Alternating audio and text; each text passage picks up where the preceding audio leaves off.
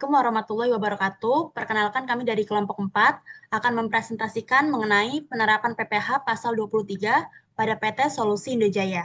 Sebelumnya perkenalkan nama saya Alvina Febiola. Saya Indah Permatasari. Saya Agustina Obe. Saya Linda Istiana.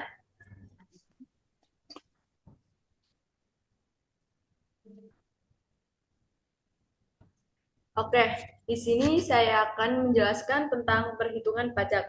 Jadi ini tentang perhitungan dan pemotongan PPh pasal 23 atas jasa konsultan yang dilakukan oleh PT Solusi Indojaya selama tahun 2024. Nah, tabel ini menunjukkan daftar transaksi jasa pada PT Solusi Indojaya. Kolom masa pajak ini bulan transaksinya. Nah, besaran pendapatan ini nilai jasa yang dibayar.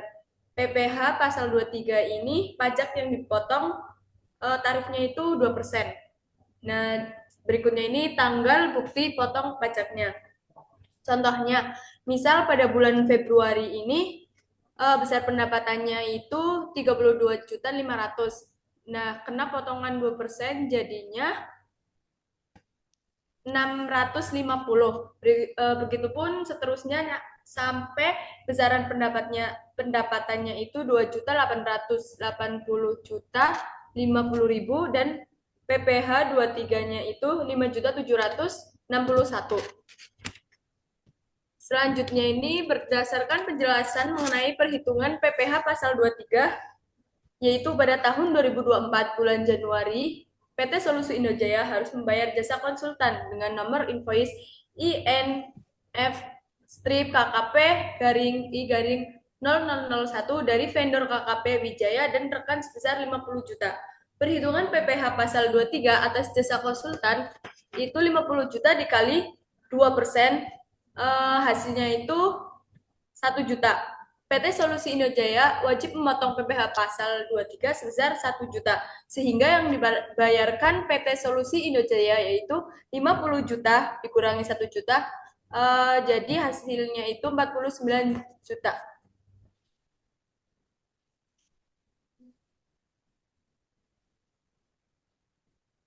Oke, selanjutnya setelah melakukan perhitungan pajak, maka PT Solusi Indo Jaya wajib melaporkan PPh 23 pada tahun 2024 melalui Cortex. Oke, yang pertama itu login ke aplikasi CTAS.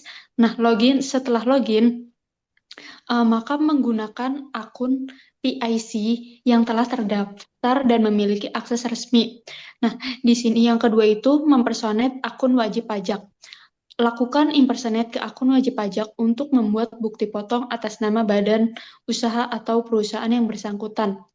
Nah, impersonate itu pertama kita login di atas nama kita, setelah itu melakukan impersonate ke perusahaan yang akan kita laporkan PPh 23-nya. Next. Yang ketiga, akses menu eBupot, pilih menu eBupot pada halaman utama. Dari daftar submenu, pilih BPPU untuk membuat bukti potong pajak unifikasi. Yang keempat itu, buat bukti potong baru, klik tombol Create Bupot MP untuk membuat bukti potong baru sesuai transaksi yang dilakukan. Next.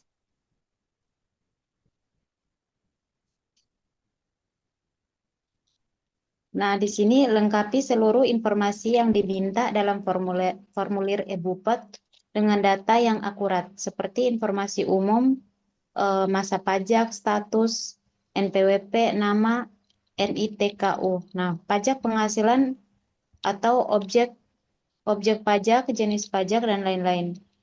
Nah, dokumen referensi. Pastikan data penerima penghasilan valid. Berikutnya.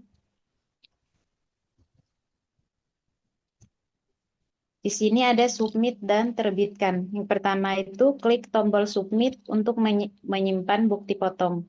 Yang berikutnya, bukti potong akan masuk ke daftar belum terbit. Setelah itu, centang bukti potong yang ingin diterbitkan, lalu klik terbitkan. Jika mengunggah via file CSV, pastikan format file sesuai template Cortex untuk menghindari gagal unggah.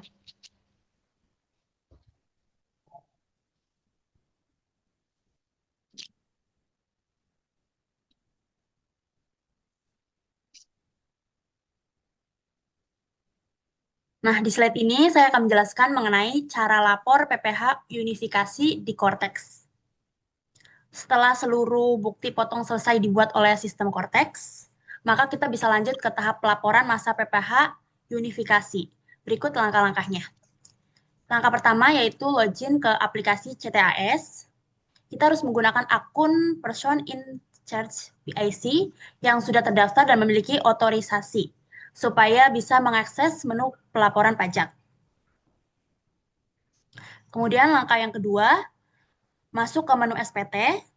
Di sini kita bisa pilih menu surat pemberitahuan SPT, lalu klik submit dengan nama yang sama yaitu surat pemberitahuan SPT dari daftar yang muncul.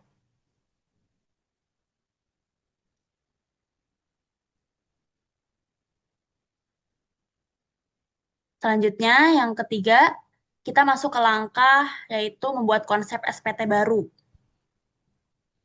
Di tahap ini kita mulai membuat dokumen SPT masa baru yang akan dilaporkan. Langkah pertamanya yaitu klik tombol buat konsep SPT seperti yang terlihat pada tampilan di layar. Tombol ini berfungsi untuk memulai pembuatan laporan pajak baru di sistem Cortex. Setelah itu, akan muncul beberapa pilihan jenis SPT. Di sini kita pilih SPT PPH unifikasi, lalu klik lanjut.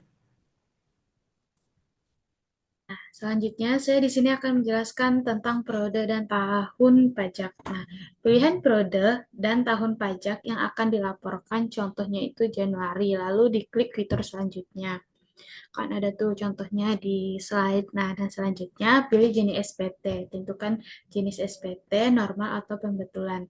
Dan selanjutnya klik buat konsep SPT untuk penyimpanan seperti yang di slide.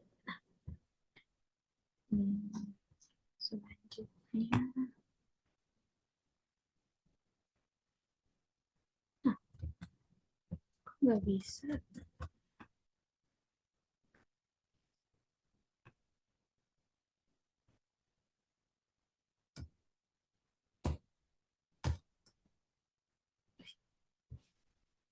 Nah, selanjutnya tentukan periode dan tahun pajak.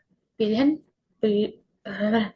Nah, selanjutnya tentukan periode dan tahun pajak. Pilih periode dan tahun pajak yang akan dilaporkan. Contohnya itu Januari. Nah, dan lalu diklik fitur selanjutnya seperti yang ada contohnya di slide. Dan selanjutnya pilih jenis SPT, tentukan jenis SPT normal atau pembetulan dan diklik buat konsep SPT untuk menyimpannya. Dan selanjutnya, lengkapi formulir SPT, lengkapi seluruh data sesuai dengan data e-Boput yang telah dibuat dan semua informasi akurat dan lengkap untuk menghindari kesalahan pelaporan. Nah, dan selanjutnya bayar dan lapor. Klik bayar dan lapor untuk membuat kode billing dan lakukan pembayaran melalui kanal resmi yang tersedia seperti bank, kantor pos, atau mitra DJP.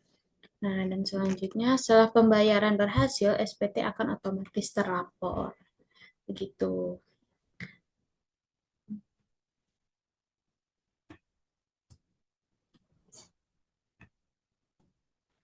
Sekian, terima kasih.